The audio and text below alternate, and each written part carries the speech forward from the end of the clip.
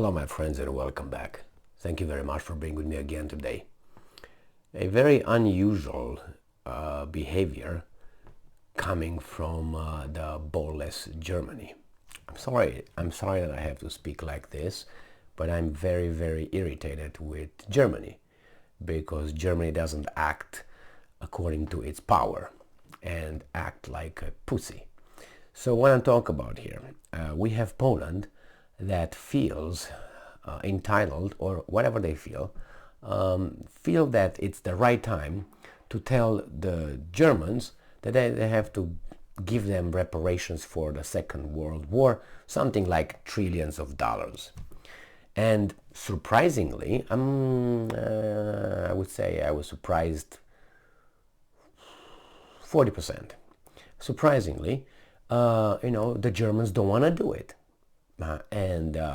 I guarantee you that if the Polish authorities would have inserted in their demand other groups as being part of the, I don't know how you want to call it, reparations. Some people call it extortion, but hey, maybe, they really should be given something if they were not given. The problem is Germany finds a little bit of a bump of a ball between its legs, unbelievably. I don't know how they found, like I have a goose bump in between the legs. I say, hey, that's a ball right there.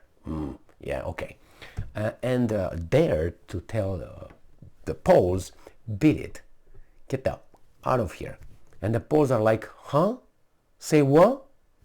Me?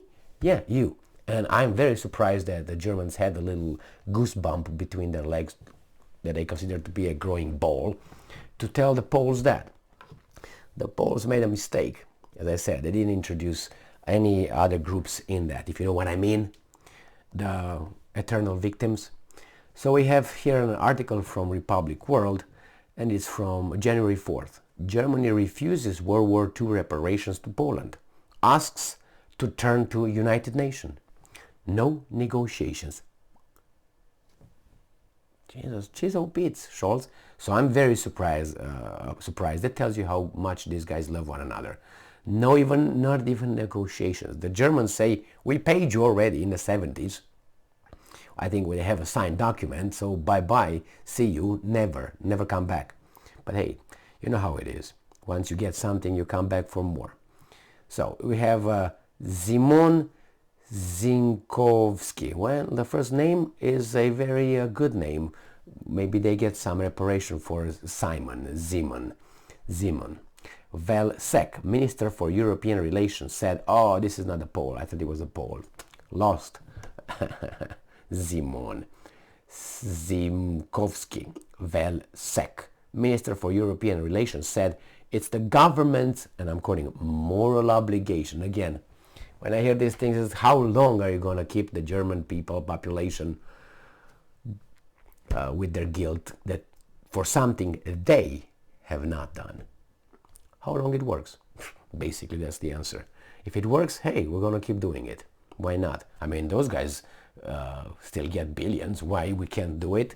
No, man, you're just Poles. You know what I mean? You're not them. So anyway, moral obligation to pursue reparations. However, the time needed for any results, and I'm quoting, is counted not in months, but in years, maybe even in generations. Oh, there's so much philosophy here. Poland said Tuesday it has been informed by Germany that it does not intend to engage in negotiations on the World War II reparations to Warsaw, as Berlin considered the matter closed, dead in the water. What do you want? Poland's foreign ministry also said it has turned to the United Nations for support in its effort to win compensation for some, brace yourselves, $1.3 trillion of estimated losses suffered under Nazi Germany's 1939-1945 occupation. All along the drawn-out dispute, Germany has been insisting the matter was closed by decisions taken during communist times, when Warsaw relinquished seeking reparations. Poland said that was that was under Moscow's pressure and not legally binding. It sent an official demand in October. Poland's leaders have been suggesting that there exists a possibility of negotiations. 9. Kind negotiation, my friends. Poland's foreign minister said that in an official note of December 28, the government in Berlin said that the matter of reparations and compensations for wartime losses remains closed, and the German government does not intend to open negotiations on the subject. So, by never. The ministry vowed to continue its effort on a broader front and said that Tuesday the government addressed UN Secretary General Antonio Guterres and other top UN officials seeking cooperation and support in the effort to win wartime reparations. There was no immediate comment from the UN. However, some officials in Poland admit that it's a long-term task. Szymon Zikowski-Van-Zek, Minister for European Relations, said it's the government's moral obligation. And it says here, the Poland right-wing government in its second term is dealing with a cost of living and energy crisis as well as high social policy spending and faces general elections in the fall. So they want to do what the Romans were doing at the end of their empire. Bread and circus, like we get here. Television and beer. That's what we get. Don't you understand? We're the same. We human are the same. Well, we wear different clothes or cologne or, anyway, look at this, yeah. But we're the same. A little bit of bread, a little bit of gladiator fighting, a little bit of circus, and we're good to go. And if sex isn't between all these things, that's happiness right there. That's all we do. We're very simple creatures. As Albert Einstein, have to quote him, once he said that the 99.9% of humans, all they needed was a backbone. The brain is useless. They don't need a brain. Everything I need is the backbone, which is the instincts. And that's what we are, man. That's what we are.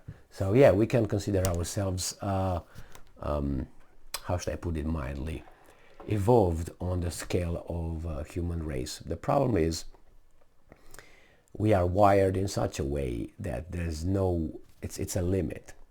And sometimes you think, how in the hell these guys were able to get to that point, like this guy right here, Plato. I read, I don't want to say a lot of Plato, but I read how much I was interested, let's put it this way. I read Aristotle. I read other philosophers that I cared, but it doesn't matter. Plato, let's take Plato, right? He lived in 5th century BC or something like that, right? In 400 something, I think. So I read that book and a few other books, and I consider myself, I don't know, not a genius, obviously, but not an idiot. There were a lot of passages I didn't get. And I felt embarrassed, and I was thinking, this guy, 2,400 years ago, probably did not even know how to wipe his ass after he took a poop. He wrote something that I'm incapable of freaking understanding. With all the information that I have from birth, from family, available to me, looked for it, supposedly a little bit more sophisticated. This ancient barbarian, how you want to, he's just, I can't get it, I don't get it. Sometimes I needed to go and check, and speak with other of my friends and discuss what's the meaning of this bullshit. Sometimes you look online and say, okay, what's the verse of that particular, teaching or whatever, the example, what the hell this guy wants to say. And there are people like that, and makes you think, who are those guys? Or you take Leonardo da Vinci. This guy was ahead of our times and his times. You know what I mean? And we, look at us. We're incapable of even driving a car straight. Anyway, what I'm trying to say is that we have a maximum. And it seems like that maximum reaches a ceiling, and we can't go past that. But Plato and others we're capable of breaking that and going in a different dimension, going in a different, how should I put it, realm, in which we just sometimes maybe could understand what the hell they said. I don't know if you ever spoke with someone that is clearly speaking your language, and you get lost in about, and he's not very articulate. I'm not talking about being articulate. He makes sense, but he found something that you can't break that. You can't break it. You need time. You go home. You turn that while you're with the guy. You're like, yeah, and like, what the fuck is this guy saying? And because you don't want to be embarrassing and say, you know what? I don't understand squat. All right, I don't understand what you're saying. Can you start over? Sometimes there's not the right time to do that because you embarrass yourself, and sometimes you have to put that aside and you go home and you try to do your homework and what the hell this guy wants to say, and then you try keep that in mind next time when you meet the guy. Hey, do you remember that little thing? Yeah, man, it was a good point. Yeah, I can't remember how was it exactly. You know what I mean? I'm going to record you this time. God damn it. So yeah. Anyway, man.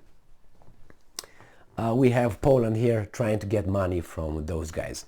Why? Because of the elections, according to these guys. And elections, as I said, give me and I'll give you. The same, we act as human on two A and B, which is pleasure and displeasure, which would be threats and candies, or candies, sex, whatever, something like that. We're very easy, very easy. And we have to train ourselves.